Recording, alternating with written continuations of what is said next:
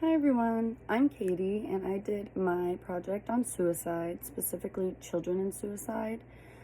Suicide rates of children are at an all-time high right now, and it is a very serious problem that needs to be talked about. I also chose this project because I have a lot of nieces, nephews, and younger siblings, and hearing of young children going through this and having these thoughts and being so sad and hopeless that they think ending their life is the only solution to their problem just really hits deep home for me. And I could never imagine anyone in my family ever feeling like that and me not knowing. So I thought it was very important for me to do extensive research into this, and I found out a lot of information that I found useful. Suicide is the second leading cause of death in kids ages 15 to 24. Usually people who are experiencing suicidal attempts and temptations in this age range do suffer from depression or some sort of mental health disorder.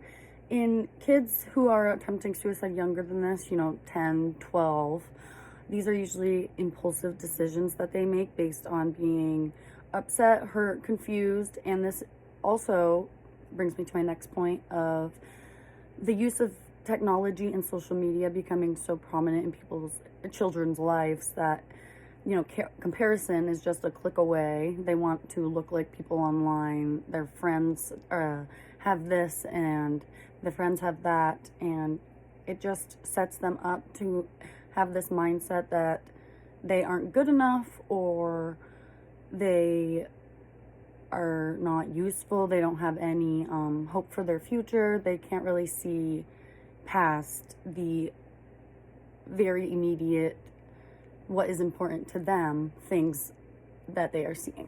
Approximately 2 million adolescents are attempting suicide each year, and this number will just keep growing if we do not talk about the ways that we can help these children and find them better solutions for the ways they are feeling.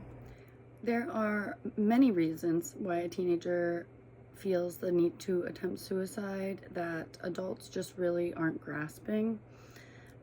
And I think it is important to put yourself back in your teenage shoes and just think about how your mind worked when you were a teenager is obviously not the same way it works now. And I think that is a very big misconception that people have, is like, why are they doing this? Why do they think like that? That's stupid. But if you just take a step back and try to remember when you were a teenager, I think that would help a lot in understanding why they feel this way. Being a teenager is a very stressful time filled with major changes, including body changes, feeling changes. You go through a lot of hormonal changes as a teenager. Also, as a teenager, there is a lot of changes that can happen at home, such as, divorce, the loss of a pet, the loss of a sibling. I personally lost a sibling when I was 14 years old, and I know firsthand the thoughts that come with that. I mean, you blame yourself and you're only 14, and that's just crazy. Problems in school, such as bullying, like I mentioned before, divorce, moving out of a new town and into a new school. There are a lot of contributing factors to teenagers and why they feel the way they do. These thoughts can lead to them having depression leading to suicidal ideation, and them thinking that taking their life is the only way that it'll solve the hopeless feeling that they feel.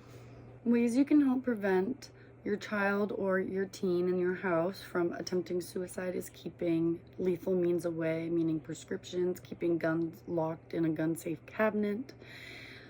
You need to make sure that the child has access to mental health and to know that it is okay to have the feelings they are feeling and that they need to talk to a professional about it. Getting them therapy is one of the most important things I think you can do for a child, and it is never frowned upon to get help when they need it. Making sure your teenager knows that you are genuinely concerned about their feelings and want to know how their day went, how they are feeling on the inside, is very, very important and should never be pushed on the back burner. And that's why I wanted to do this project, because I think it is so taboo to talk about children and suicide, because it is very tragic, but it does happen. And at the rate at which it is increasing is just insane and needs to be talked about more. And I think that more research and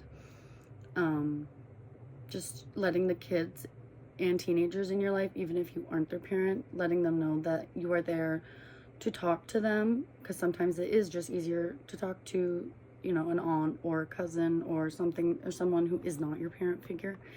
And it is a very sad topic, but it will never change unless we talk about it. Thank you.